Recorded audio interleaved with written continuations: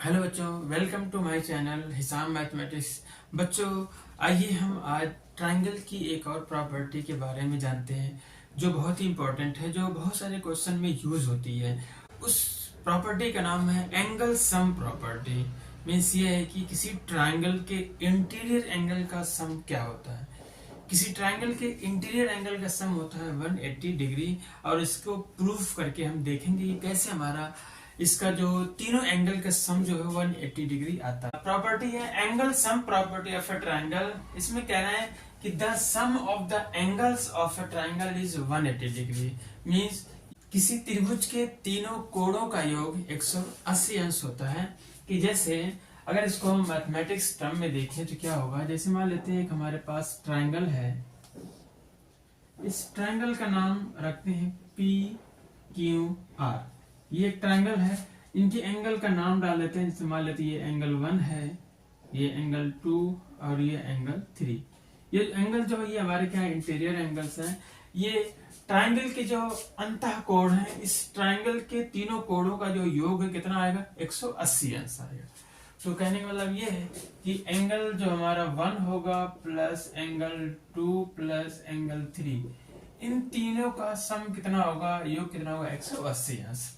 तो ये प्रॉपर्टी हमारे बहुत से क्वेश्चन में यूज होती है। एंगल सम प्रॉपर्टी, ये हमारा एक प्रॉपर्टी होती है जिसे बोलते हैं angle sum property of A triangle. अब इसको जैसे हमें प्रूफ करना है कैसे हमारा तीनों एंगल का सम जो है 180 अंश होता है, तो इसको हम प्रूफ भी कर लेते हैं।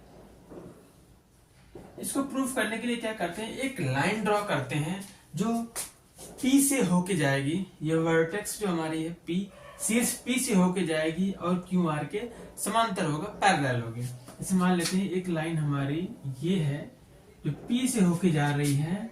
मान लेते हैं इसका नाम जो है X और यहाँ पे Y। तो ये लाइन हो गई XPY। यहाँ पे हमारा P है, इस लाइन का नाम XPY। और वो कैसे हमने ड्रॉ किया है, QR के पैरेलल है।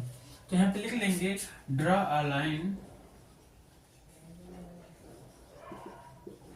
क्या XP which is parallel to QR, जो QR लाइन के पैरेलल भी है, इसके पैरेलल है। अब इसको क्या है कि जब ये लाइन हमारी X क्या हो गई, लाइन हो गई। तो अगर ये लाइन हो गई तो इसका मतलब ये हो गया कि इस लाइन पर ये एक लाइन आगे खड़ी है और दूसरी लाइन ये आगे खड़ी है। इसका मतलब ये तीन एंगल, इस लाइन पर तीन एंगल बन रहे हैं और इन तीनों एंगल का सम भी कितना होता है, 180 अंश होता है। जानते हैं कि एक स्ट्रेट लाइन पर जो भी एंगल बनेंगे वो कितने होंगे, टोटल एंगल 180 अंश होगा। क्योंकि कहेंगे नाउ जो हमारी XPY है इज अ लाइन, क्या है, एक लाइन है। कहेंगे इसलिए ये जो एंगल होगा, ये जो पूरा एंगल होगा, मान लेते इसका नाम भी रख देते हैं। जैसे हमने ये एंगल 1 है, ये 3 एंगल तक हो गए, इसको 4 कर लेते हैं, इसको हम 5 कर लेते हैं। ये 3 एंगल इसका भी हो गया। तो इसलिए एंगल ये वाला जो है क्या है, एंगल 4 है, प्लस दूसरा एंगल इसमें 1 और एक एंगल 5, ये होगा। इन तीनों का सम भी कितना होगा, 180 अंश होता है। हमें प्रूफ क्या करना है, ये प्रूफ करना है कि angle 1 plus angle 2 plus angle 3 is equal to 180 degree. तो ये अगर XPY एक लाइन है तो ये हमारे एंगल होंगे, इनका सम कितना होगा, 180 डिग्री होगा। क्योंकि क्या है कि XPY क्या है, QR के पैरेलल है। क्योंकि ये हमने ड्रॉ भी किया है कि XPY हमने इस तरीके से ड्रॉ किया है कि ये जो पैरेलल होगा किससे, QR। ठीक है, इतना समझ में आ रहा होगा कि XPY जो लाइन है QR के पैरेलल है। अब अगर देखेंगे तो अगर इनको थोड़ा सा हम आगे पीछे बढ़ा लेंगे तो देखेंगे ये लाइन और एक ये लाइन क्या होगी, इन दोनों लाइन पर ट्रांसवर्सल होगी, जो त्रियक रेखा होगी। कौन कौन सी होगी, कहेंगे एंड PQ और कौन सी लाइन, PR। ये क्या होगा, R ट्रांसवर्सल। क्या है, ये दोनों लाइनें ट्रांसवर्सल हैं। अब क्या करेंगे, इनको थोड़ा सा अलग अलग अगर देखेंगे, जैसे एक ट्रांसवर्सल PQ को देख लें, तो अगर ये इसको भूल जाते हैं, अगर ये PQ ट्रांसवर्सल लाइन है और ये दोनों लाइन क्या है, पैरेलल भी है, ये एंगल और ये एंगल होंगे अल्टरनेट इंटीरियर एंगल। तो एंगल 4 हमारा किसके बराबर होगा, एंगल 2 के। एंड अब अगर इसको ट्रांसवर्सल मानते हैं ये अगर ट्रांसवर्सल है तो ये एंगल इस एंगल के बराबर होगा, ये दोनों एंगल बराबर होंगे, मींस एंगल 5 जो होगा एंगल 3 के बराबर होगा, क्योंकि दोनों पेयर क्या है, ये अल्टरनेट इंटीरियर एंगल के पेयर हैं, दोनों जो हैं अल्टरनेट इंटीरियर एंगल्स के पेयर हैं ये, ठीक है, ये दोनों। अब क्या करेंगे, इक्वेशन 1 में एंगल 4 की जगह एंगल 2 को रख देंगे, एंगल 5 की जगह एंगल 3 को रख देंगे।